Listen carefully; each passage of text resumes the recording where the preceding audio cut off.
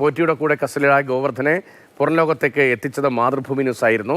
ശബരിമല സ്വർണ്ണക്കൊള്ളയെക്കുറിച്ച് അറിയില്ല, അയ്യപ്പ ഭക്തൻ എന്ന നിലയിൽ കിട്ടിയ അവസരം പുണ്യമായി കരുതി എന്ന വാദമൊക്കെയാണ് അന്ന് ആ പ്രതികരണത്തിൽ അയാളുടെ ഭാഗത്തുണ്ടായത്. ശ്രീരാംപുര അമ്പലം വഴിയാണ് ഉണ്ണികൃഷ്ണൻ പോറ്റിയെ പരിചയപ്പെട്ടത് എന്നുൾപ്പെടെയുള്ള കാര്യങ്ങൾ നേരത്തെ പറഞ്ഞിരുന്നു. ഹൈക്കോടതിയിൽ ഇപ്പോൾ മൂവരും പരിചയക്കാരാണ്, ഇവർ തമ്മിൽ അടുത്ത ബന്ധമുണ്ട് എന്ന കാര്യങ്ങളൊക്കെ വ്യക്തമാകുന്നു. മാതൃഭൂമി ന്യൂസിനോട് നടത്തിയ അന്നത്തെ ആ പ്രതികരണം.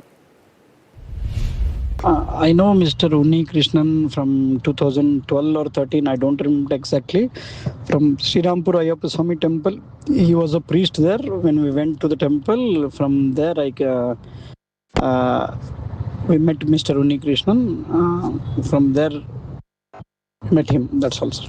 I am an Ayyappa devotee. Every year, from 2000 onwards, I used to go for Shabarimalai for every year for Ayyappa Darshan. In the year 2018, something around November or December, I got an opportunity to make a new gold plating door, but we completed that in the year 2019 in the March, and I donated the new gold door made by wood and copper and gold plating. And the year 2019 in the March, I donated to Ayyappa temple.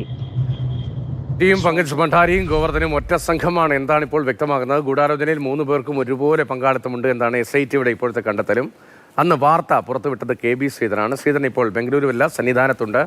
Sreedharan, ബംഗളൂരിൽ സന്നിധാനത്തേക്ക് എത്തുമ്പോൾ ഈ കേസിൻ്റെ പുതിയ വിവരങ്ങൾ വരുമ്പോൾ ഗോവർദ്ധനുമായി സംസാരിച്ച സാഹചര്യം ഓർത്തെടുക്കുമ്പോൾ എങ്ങനെയാണ് ബംഗളൂരുവിലും ചെന്നൈയിലുമൊക്കെ അയ്യപ്പനെ ശബരിമല ഇവർ വിറ്റത്? തീർച്ചയായിട്ടും അന്ന് ഒരു പാവം അയ്യപ്പ ഭക്തൻ എന്നുള്ള തരത്തിലാണ് ഗോവർദ്ധൻ നമ്മളോട് സംസാരിക്കുന്നതും കാണുകയും ഒക്കെ ചെയ്തപ്പോൾ അദ്ദേഹം നടത്തിയ ഒരു പ്രതികരണങ്ങൾ മനസ്സിലാവുന്നത്. ബെല്ലാരിയിൽ അന്വേഷിച്ചപ്പോഴൊക്കെ ഇയാളൊരു പാവം അയ്യപ്പ ഭക്തനാണ്, ഒരു ധനികനാണ്, അയ്യപ്പന് വേണ്ടി എല്ലാ കാര്യങ്ങളും ചെയ്യുന്ന ഒരു വ്യക്തിയാണ് എന്നൊക്കെയായിരുന്നു ബെല്ലാരിയിൽ മലയാളികൾക്കിടയിൽ തന്നെ അന്വേഷിച്ചപ്പോൾ നമുക്ക് ലഭിച്ച വിവരം. ഏതായാലും അങ്ങനെയല്ല ഈ കാര്യങ്ങൾ എന്നുള്ള ഒരു വിവരങ്ങളാണ് ഇപ്പോൾ SIT അന്വേഷണത്തിലൂടെ പുറത്തു വരുന്നത്. ഇതൊരു നെക്സസ് ആണ്, അതായത് ഗോവർദ്ധൻ, പങ്കജ് ഭണ്ഡാരി, കൽപേഷ് ജെയിൻ, ഉണ്ണികൃഷ്ണൻ പോറ്റി, ഇവർ തമ്മിൽ കൃത്യമായിട്ടുള്ള ഇടപാടുകൾ ഉണ്ടായിരുന്നു. ഈ ഗോവർദ്ധനും അതുപോലെ തന്നെ സ്മാർട്ട് ക്രിയേഷൻസും അവർ തമ്മിൽ വർഷങ്ങളായിട്ട് സ്വർണ്ണ ഇടപാടുകൾ നടത്തിയിരുന്നു എന്നുള്ളതിന്റെ തെളിവുകളൊക്കെ SITക്ക് നേരത്തെ തന്നെ ലഭിച്ചതാണ്. കൽപേഷ് ജെയിൻ എന്ന ഒരു ജ്വല്ലറി ഉടമ, ചെന്നൈയിലെ ജ്വല്ലറിയിലെ ജീവനക്കാരൻ, അയാൾ ജീവനക്കാരനെന്നാണ് പറയുന്നത്, പക്ഷേ അയാൾക്ക് ആ സ്ഥാപനത്തിൽ കാളികുണ്ഠ എന്ന് പറയുന്ന ആ സ്ഥാപനത്തിൽ അയാൾക്ക് കൃത്യമായിട്ടുള്ള ഷെയറുകളുണ്ട്. അയാളുടെ കുടുംബമാണ് ആ ജ്വല്ലറി നടത്തുന്നത്.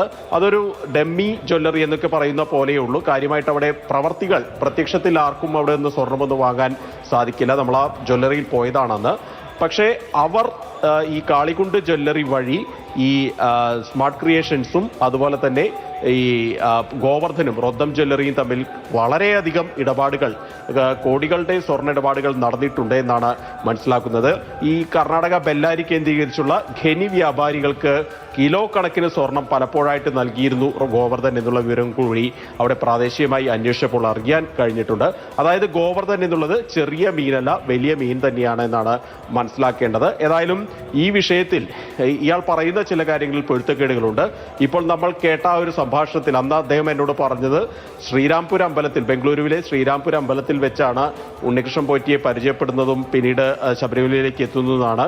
പക്ഷെ അദ്ദേഹം പോലീസിന് കൊടുത്ത മൊഴിയിൽ പറയുന്നത് ഈ ശബരിമല തന്ത്രിയുടെ റൂമിൽ നിന്ന് ഇറങ്ങി വരുമ്പോഴാണ് ഉണ്ണികൃഷ്ണൻ പോറ്റിയെ ആദ്യമായി കാണുന്നത്, അവിടെ വെച്ചാണ് പരിചയം തുടങ്ങുന്നത് എന്നൊക്കെയാണ് ഗോവർദ്ധൻ തന്ത്രിയുമായി ബന്ധപ്പെടുത്തിയുള്ള മൊഴിയാണ് പോലീസിന് നൽകുന്നത്. അതേസമയം തന്നെ നേരത്തെ നമ്മളോട് പറഞ്ഞപ്പോൾ അത് ബംഗളൂരുവിലെ പരിചയമായിരുന്നു. അപ്പോൾ കള്ളന്മാർ എന്ന നിലയിൽ തന്നെ അങ്ങനെ തന്നെ പറയാൻ കഴിയുമെന്ന് തോന്നുന്നു അല്ലേ? 2 മൊഴിയിലെയും വലിയ വൈരുദ്ധ്യങ്ങൾ പുറത്തേക്ക് വരുമ്പോൾ ശ്രീധരൻ. തീർച്ചയായിട്ടും ഈ ഗോവർദ്ധന്റെ മൊഴിയിൽ അതുപോലെ തന്നെ പങ്കജ് ഭണ്ഡാരിയുടെ മൊഴിയിലൊക്കെ വളരെയധികം വൈരുദ്ധ്യങ്ങളുണ്ട്. അവർക്ക് എന്തൊക്കെയോ മറയ്ക്കാനുണ്ട്, എന്തൊക്കെയോ ദുരൂഹ ഇടപാടുകൾ അവിടെ നടത്തിയിട്ടുണ്ട് എന്നുള്ള സംശയം ഓരോ വിവരങ്ങൾ പുറത്തു വരും തോറും നമുക്ക് ബലപ്പെട്ടുകൊണ്ടിരിക്കുകയാണ്. ഏതായാലും ഇപ്പോൾ അദ്ദേഹം പുതിയതായിട്ട് ജാമ്യാപേക്ഷയിൽ നേരത്തെ രാഗിൻ സൂചിപ്പിച്ച പോലെ തന്നെ അദ്ദേഹം മുന്നോട്ട് വെച്ച കാര്യങ്ങൾ, ഇപ്പൊ ശബരിമലയിലേക്ക് ഡ്രാഫ്റ്റായിട്ട് പണം നൽകി, അതുപോലെ തന്നെ സ്വർണ്ണമാല നൽകി എന്നൊക്കെ അദ്ദേഹം പറയുന്നു. അപ്പോഴും ഈ കളവ് മുതൽ എവിടെ എന്നുള്ള ചോദ്യം അവിടെ നിൽക്കുന്നുണ്ട്. വിജയ് മല്യ നൽകിയ ആ സ്വർണ്ണ പൂശി നൽകിയ അല്ലെങ്കിൽ ആ സ്വർണ്ണ പാളികൾ എവിടെ പോയി, അത് ഇവരിലേക്ക് എത്തിയിട്ടുണ്ടോ? അത് നേരത്തെ രമേശ് ചെന്നിത്തലയ്ക്ക് ആരോപിച്ച പോലെ രാജ്യാന്തര മാർക്കറ്റിലേക്ക് അത് പോയിട്ടുണ്ടോ തുടങ്ങിയ വലിയ ചോദ്യങ്ങൾ അവിടെ നിൽക്കുന്നുണ്ട്. ഏതായാലും അതിനൊന്നും ഇതുവരെ ഉത്തരം പുറത്തു വന്നിട്ടില്ല. ഏതായാലും SITയുടെ അന്വേഷണം ഇതിനെല്ലാം തന്നെ പുറത്തു കൊണ്ടുവരുമെന്ന് തന്നെ നമുക്ക് പ്രതീക്ഷിക്കാം. ഒറ്റ കാര്യം മാത്രമാണ് ഉണ്ണികൃഷ്ണൻ പോറ്റിയും പങ്കജ് ഭണ്ഡാരിയും ഗോവർദ്ധനും ഒറ്റ സംഘമാണ് എന്ന കാര്യത്തിൽ കൂടുതൽ സ്ഥിരീകരണം വരികയാണ്.